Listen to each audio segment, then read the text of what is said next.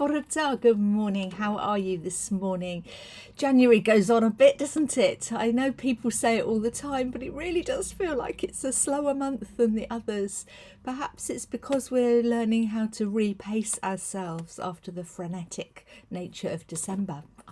I don't know. I just know that it goes on and on. There's a cat on my desk and I don't want her to tread on things. Good, she's gone. So I was talking to a friend of mine recently who, by complete coincidence, had got to the same place as me about how she was feeling about this year. She and I have both been Christians for a similar length of time, but in very different kinds of churches, and it's been a really good friendship actually to rub alongside each other and help each other out, really, just spiritually, emotionally. We know we're there. Anyway, something that I'd preached at midnight mass kept going round and round and round for me, and then this friend popped something up on her Instagram, and I thought, oh, that's the same thing.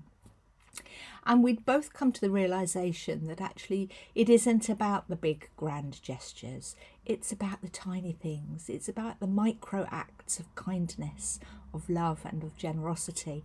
They're the real things that make the world go round. And when some of us are feeling weary or tired or unwell, then taking part in the big stuff feels impossible, doesn't it? We've all got a lot of stress and pressures pushing in different directions. So to be given permission to do tiny things feels a bit more achievable. And given how crazy my diary is and how many large pieces of work are sitting on the side and I can't go near them at the moment, the idea that I could do some tiny acts of living and tiny acts of kindness cheered me up a treat. And I don't know where this is going to go over the year.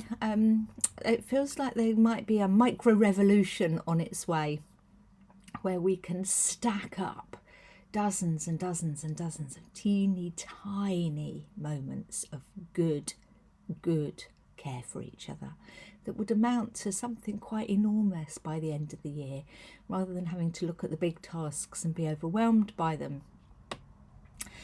And I was thinking, one of the things I think I've noticed around us and the way that church works is that we all get on our own agenda a little bit. And I know I'm guilty of this. And we forget what might be going on for other people. And it takes quite a lot of energy to take a breath and to then be kind and generous and gentle with everybody that we meet. We tend to, it's just human nature, I think. We tend to push our own stress on each other a little bit. And I'm going to work a little bit harder at not doing that, at taking a breath and responding with gentleness and kindness, even if what I've been asked or told has made my blood boil inside, or I'm feeling tired and tetchy. I'm going to make a really big effort this year to just not let that leak and to take that little breath or that big breath and respond with gentleness and with kindness in the way that Jesus so often did in all those Bible stories.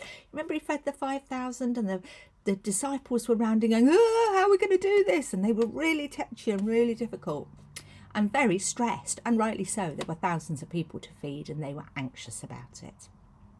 Jesus's response was so calm, so gentle, and it got them what they needed.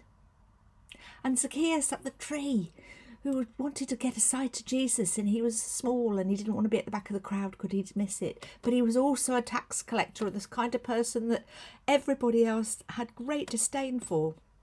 What did Jesus do? He said, come down, I'm coming to your house, make me tea. I'd love to spend some time with you.